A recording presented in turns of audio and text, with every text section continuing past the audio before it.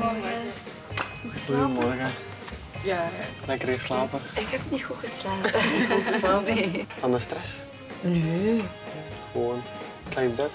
Nee, ook niet. Ook Gewoon niet. wakker Gewoon zijn. wakker zijn.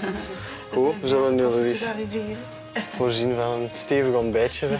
Ik vind het wel aangenaam dat het ontbijt op de kamer gebracht wordt. Dat je niet hoeft te verplaatsen naar een ontbijtruimte. Dat je dat in rust kunt opeten zonder dat er mensen rondom je zijn. Hoe hadden jullie graag jullie ijsje gehad? Voor mij mag dat een spiegeleitje zijn. En voor mij ook. 2 keer? Goed. Tot straks. Ik zit wel liever in een ontbijtzaal. Het is zeker zo dat we heel lang veel tijd in de kamer spenderen door de faciliteiten, het slapen, het ontbijt. En voor mij persoonlijk is dat wel veel. Deelt twee. Dat is wel een uitgebreid ontbijt. Zeker als je het naar de kamer brengt, meestal is dat dan iets beperkter. Maar ik vond dat eigenlijk wel heel veel aanwezig was. Heel veel koeken voor een heel gezin.